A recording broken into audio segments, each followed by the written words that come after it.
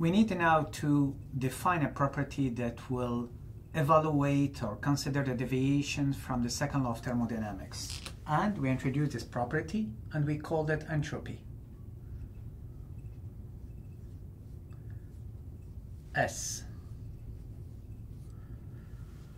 When we introduced entropy, the first thing we did is that we introduced closest inequality. In closest inequality, this was a very powerful tool where we managed to split all the possible cycles into the cycles that are possible and the cycles that are impossible, okay? Also, we introduced the concept, the very important concept of increasing entropy principle, showing that for a process to be possible, you have to increase the entropy of the universe. S generated has to be positive. Now, specifically regarding thermodynamics 2, what we need to remember are mostly the following items. First, isentropic relations.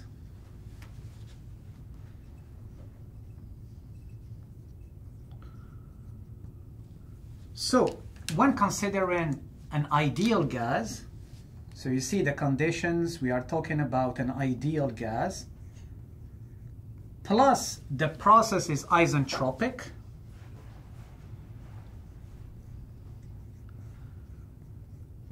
Just to remind you, isentropic means that the entropy remains constant, and this means that we are dealing with a process that is adiabatic,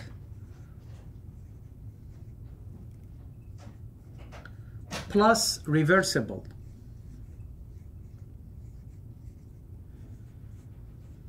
Adiabatic means that there is no heat exchange between your system and the surroundings. Reversible, this means that your process is perfect, okay? So meaning, for example, for a turbine, no friction, no internal losses or whatever. So this makes it perfect, and therefore a perfect process when you create work or when you give work to a system is an isentropic process, okay? For this, for an ideal gas isentropic process, we managed to derive some important relations that we call isentropic relations that I don't know by heart.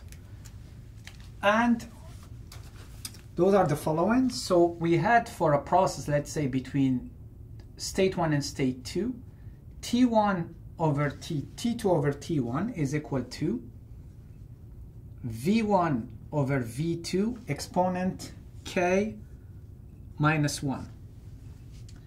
And the two others are T2 over T1 is equal to P2 over P1 exponent K minus 1 over K.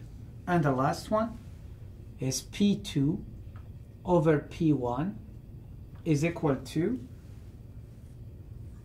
V1 over V2 exponent K, okay? So, K, if you remember, it's Cp over Cv. It's 1.4, for example, for air, but it changes depending on the ideal gas that you are considering. And this again is only valid for isentropic and ideal gas. This one, typically, we will be using it for an Otto cycle, okay? Because we know that one of characteristics of the Otto cycle is the compression ratio. And this one, for example, will be using it for a Brayton cycle because we know that one important characteristic of a Brayton cycle is the pressure ratio. The other thing that we introduced with entropy is the concept of steady flow, okay, for an isentropic process. So, for example, when we had steady flow plus isentropic process,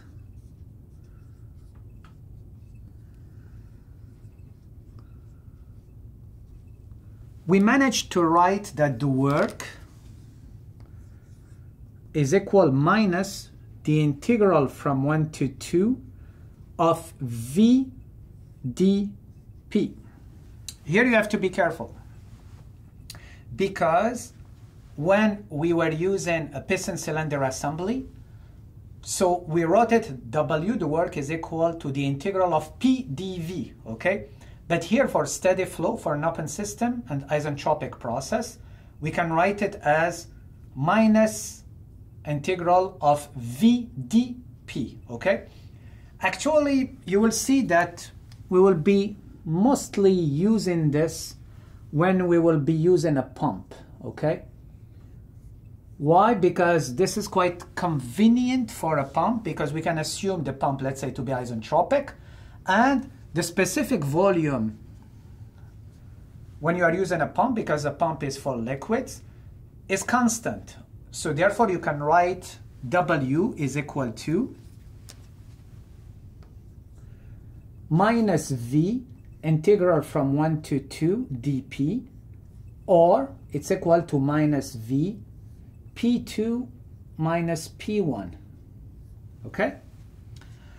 So basically, if you know, for example, in a Rankine cycle, the lowest pressure, the highest pressure, you just subtract them and then you multiply by the specific volume of liquid, water liquid, for example, which is 10 exponent minus 3 cubic meters per kilograms, and therefore you get the work directly, okay, without using any table. The last thing we introduced when we introduced entropy, and that will be useful for thermodynamics too, is the concept of isentropic efficiencies.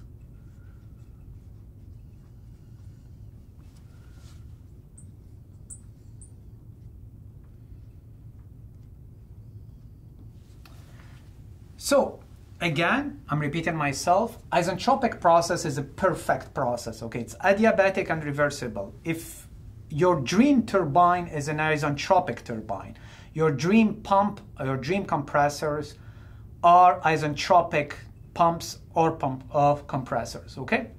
But in real life, we don't have isentropic systems, okay? So how to account for the deviations from an ideal case? For this, we introduce isentropic efficiency. Now we have two categories, if you want, depending on if the system is providing you with work out, or if you are providing the system with work. So for example, for a turbine,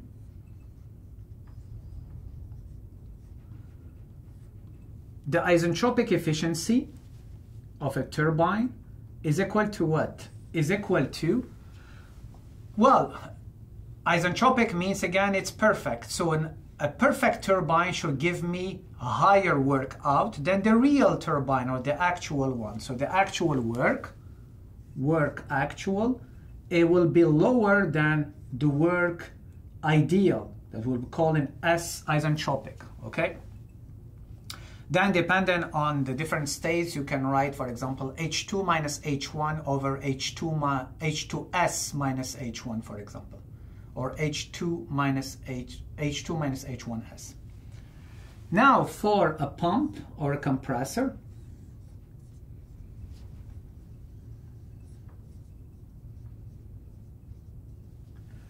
so here in this case, the main difference is that here we are providing our system with work, okay? We are the one providing work. And in an ideal world, we will be providing less work than required because of the irreversibilities in our pump and compressor. Unfortunately, we have to provide more than the pump and the compressor require. So therefore, the work actual, the one that I'm providing, is higher than the ideal one. So here, the efficiency of, let's say, a pump or a compressor is defined as the inverse of the turbine. So it's work ideal, which is the smallest one, over the work actual, okay? Let's say now, if, let's say, your turbine, its isentropic efficiency is 90%, this means that it's behaving like 90% as the perfect turbine. You have 10%, okay? You are losing 10% of your work due to irreversibilities, okay?